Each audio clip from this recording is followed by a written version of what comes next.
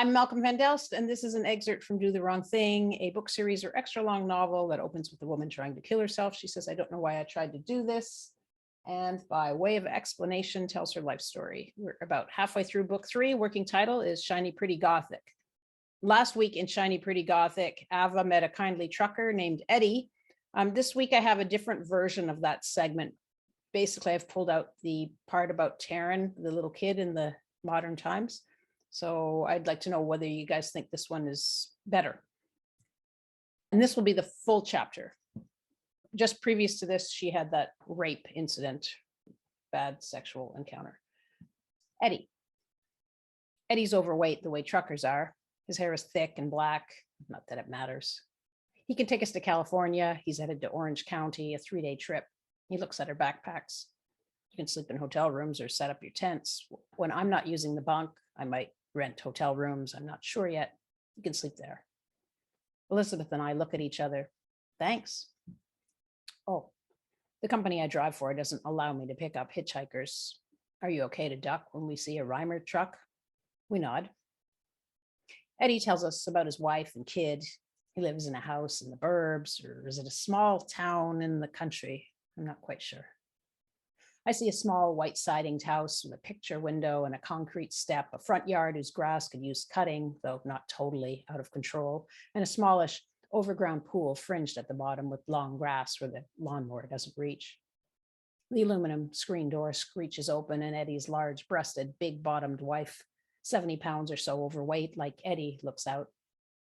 She wears a V-neck tee and stretchy navy pants, waves and smiles, happy in the same way Eddie is. Life isn't great, but it could be worse, a lot worse. She has Eddie and her daughter, like Eddie has her and his daughter. You can take a nap in the bunk if you like, Eddie says. You must notice how tired we are. Later, when it's dark, Eddie shows us the CB. Break 19, this is Big Ed headed to Shaky City. He even lets us talk on it. Ensconced in our own world, cool while everything outside is hot. I'm in a bubble again, whipping down the road. The CB is our connection. I like this. Distance from others, bridged in such a way that you never have to meet them. Nonetheless, you can share useful information, where the cops or road jams are, where there's no lineups for weighing your load, a smattering of chit-chat, but little conversation for conversation's sake. No responsibility for putting others at ease. Eddie looks for a motel with a parking lot, large and empty enough for his rig. Elizabeth and I splurge on a room. Texas. I'm up front. Elizabeth is dozing in the back. Eddie and I have Dunkin' Donuts coffees. The steam rises from them, and that delicious, nutty, caramelly smell fills my bubble. I sip. The beverage is too hot to drink, but the little bit encourages. Soon the black gold will diffuse the fog in my mind and limbs, filling me with every kind of warmth. Outside, I gaze at sand and yellow brush with a few blue hills in the distance. No clouds, only a gradient pastel sky. Pale lemon on the horizon, through orange, pink, lavender, and powder blue. I guess it's the dust in the air that creates that slightly opaque, thickish texture. The sun rises. The hues shift. The sky's incredible, I say. Eddie nods and smiles. Phoenix. Here, the heat is oppressive in a different way from New Orleans. It crackles and sucks the water from my skin instead of submerging it.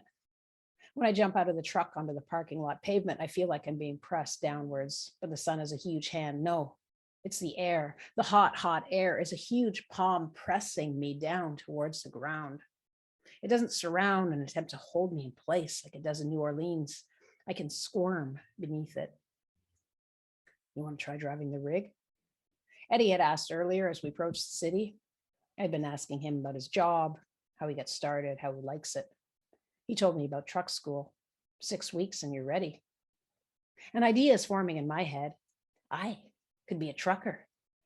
Waitress isn't a real job. Neither is model for art classes. As a trucker, I'd make real money and have a career that breaks stereotypes. I could travel. I'd be alone all day if I wanted, feeling the road beneath my feet or whatever, watching scenery pass. I'd get respect. People wouldn't treat me like a burden. It's a Sunday, so the Reimer parking lot on the city's outskirts is deserted. Eddie unhitches the trailer. In the cab, he shows me the clutch and the brake, then gets out and tells me to slide over.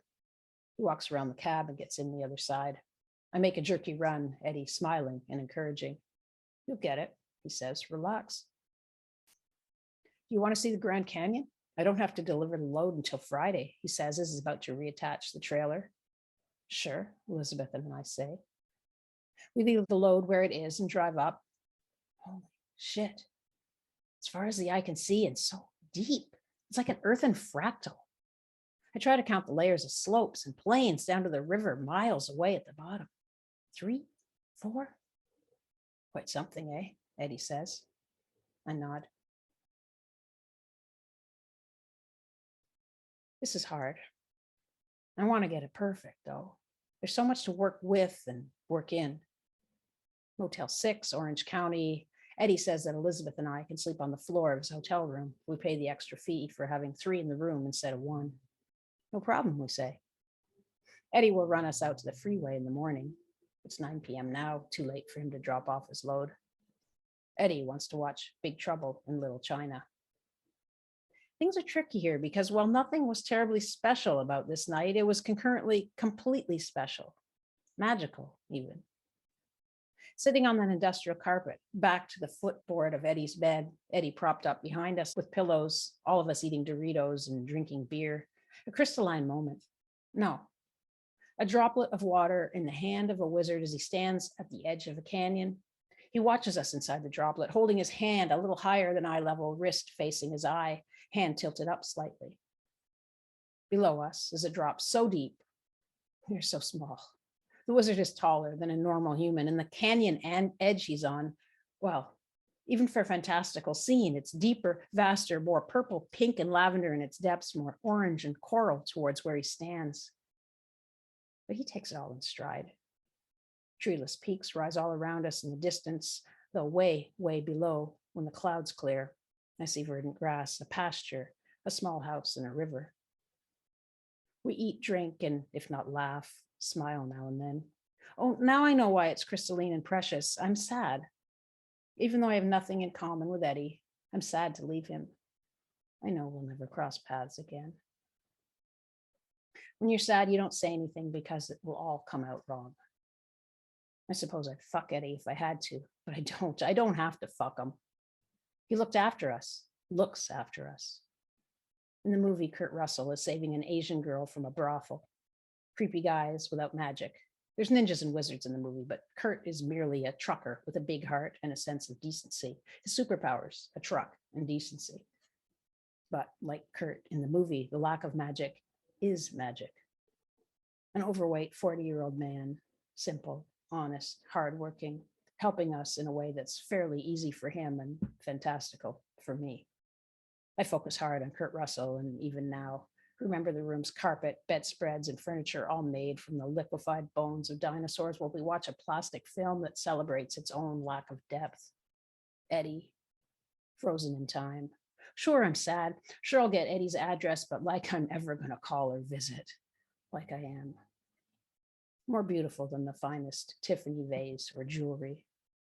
Loneliness.